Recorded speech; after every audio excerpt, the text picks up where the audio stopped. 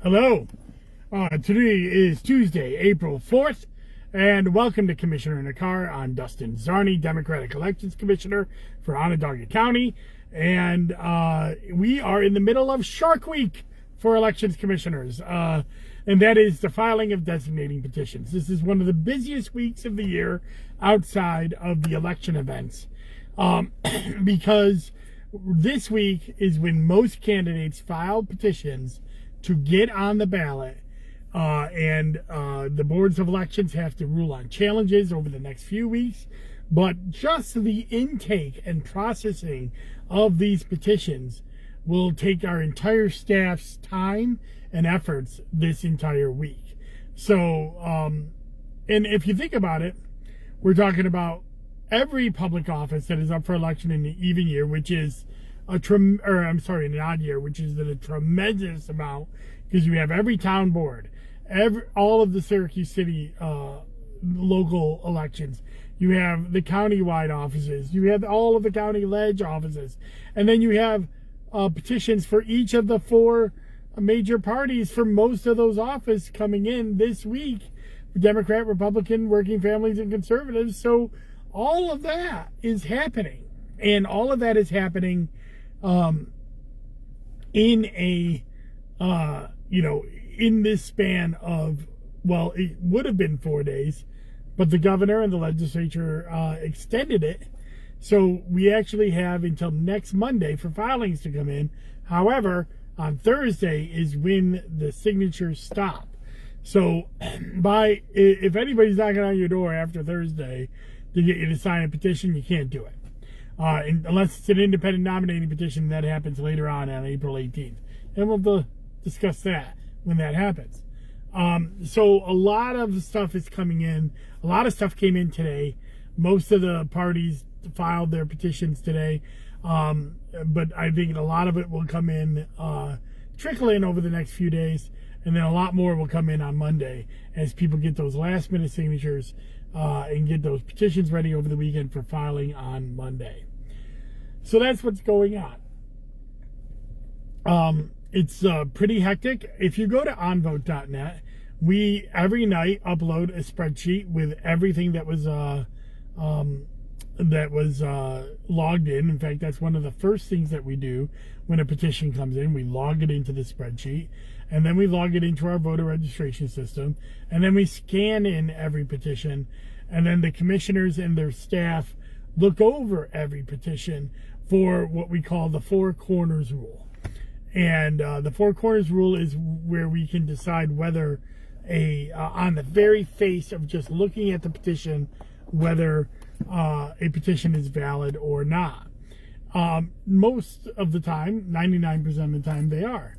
So then it becomes a question of whether there's any small errors, such as page numbering, that needs to be corrected, or amended cover sheets, or any major errors that can't be corrected, and whether they have to be thrown out. Then, as we get those scans of petitions, if anybody wants a scan of a petition, we can email it out to them, and then they have 3 days from when the petition is filed to object, and 6 days after when the petition is filed to bring in specific objections and actually have us rule on those objections. So it's going to be a busy couple of weeks. But by the end of this week, and by next Tuesday's Commissioner in a Car, I'll know where the primaries are, because we'll know what petitions have been filed that have created primaries. I can tell you, as of today, there's a Republican town board primary in Geddes. There is a Democratic primary for Onondaga County Ledge 15, and a primary for a school board inside the city of Syracuse. Now, that is by no means going to be the final list of primaries. In fact, I expect that to grow quite a bit, as many challengers are still out there collecting signatures and getting ready, and they'll probably file on that Monday. So we'll know later Monday night, and definitely by Tuesday, Commissioner in a Car, exactly where the petition challenges are, where the primary challenges are, and then whether they'll have to survive any petition challenges. And of course, because it can't be that easy, it is possible that they can mail in a petition on Monday night and us receive it on Wednesday, and it would still be good. So on next Tuesday's Commissioner in a Car, we'll kind of know what all the primaries are, and we'll also kind of know what all the competitive races are. Now, there will still be opportunities for people to get on the ballot through the independent nominating petitions starting on April 18th, but for the most part, we'll know where all the competitions are happening. And I suspect this year we will have some of the least amount of competitive races where both parties are putting up candidates that we've had in quite some time. I'll know more next week, but that seems to be the case right now. Democrats are not contesting in some of the rural areas. Republicans aren't contesting in the city of Syracuse. There's a lot of lack of competition out there, which is sad. I think you can blame a lot of things on gerrymandering. That's true. You can also blame a lot of things on parties not going out and recruiting candidates. That is also true. So there's a lot to think about there. So that's all I have to say about petitioning, but I can't let this podcast go without talking about Donald Trump's indictment today. I want to preface all of this with, I'm not a lawyer. I've read the indictment. I've been following the case. I've been actually trying not to comment on it too much because I wanted to read the indictment. And I think the indictment and the statement of facts in the indictment are pretty clear that this is some pretty serious crimes. It's not just payment to a porn star. There was payment to a second woman, payment to a doorman, to conceal news about a possible child out of wedlock. There were meetings in the Oval Office where the schemes were cooked up. This is not a frivolous charge, at least from the readings that I have gotten and the experts that I have watched online. But it's important to remember that this is actually, when it comes down to it, a campaign finance violation. At the end of the day, Donald Trump was trying to use his business as a way to cover up hush money payments to people that would negatively affect his campaign. And there's a reason why that kind of payments are not allowed under election law. That's why you have to disclose things that you do that are for your campaigns and that positively or negatively that you spend money on. So you can't hide this type of information from the public. Now, Mr. Trump is innocent until proven guilty. And it is ironic that under New York's bail laws, he's actually out on bail. Because a white-collar criminal would not get any bail considerations in New York because of the bail reform laws that were passed. So, that being said, I'm sure this isn't the last we've heard of Donald Trump's run-ins with the legal complex, because he is also being investigated by the Justice Department on the January 6th insurrection, also on the papers, the secret, the classified documents case is also being investigated, and of course there's the Fulton County attorney down in Georgia that is talking about his interfering in elections there. And all of those may come with indictments, as well as two civil suits, one brought by Attorney General Letitia James against his businesses and his adult children, and he's got to be deposed by that in the next week or so, and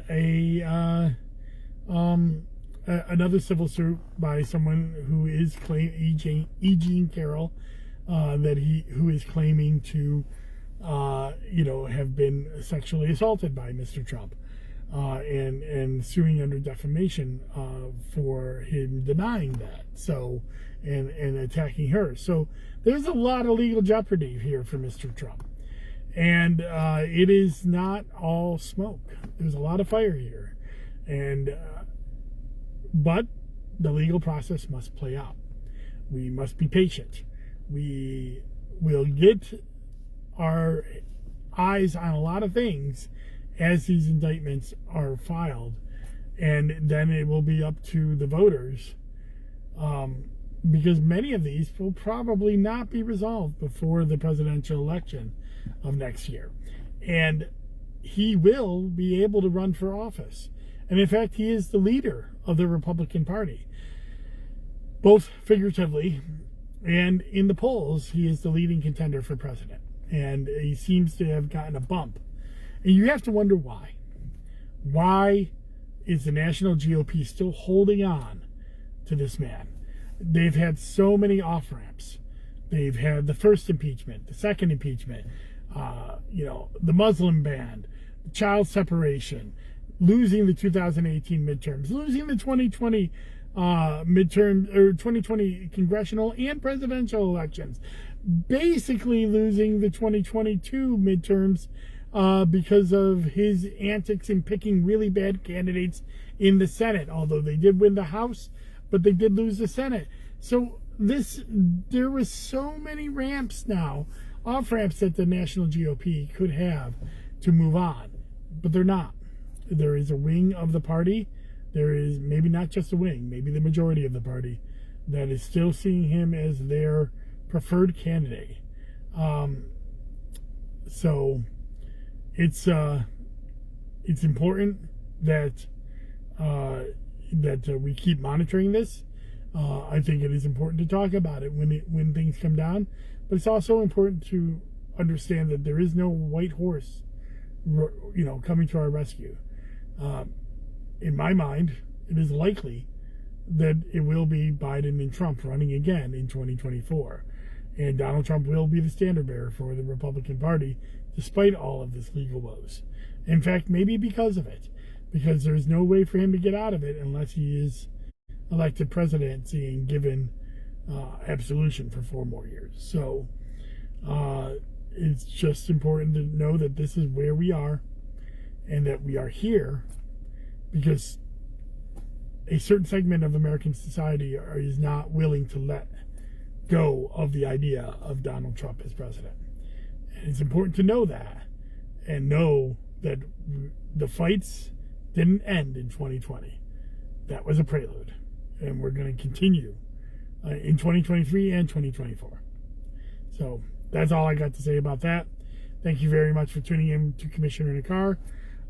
Later this week, on Thursday, I'll be doing a Zoom with Zarni with Marty Masterpole, who's running for County Comptroller, running for re-election. On my weekly wonks, I did the town of Salina, which ended our look at petition towns this last weekend. And I will be doing the town of Camillus, which starts looking at the Democratic caucus towns. My run of looking at these over the next, 2 months, 3 months, as we get prepared for caucus season, where candidates are going to be named in caucuses for Democrats in these towns. And we're going to see which towns might have some ability to elect some Democrats this fall. So that's it. Thank you very much, and enjoy the rest of the day. Bye-bye.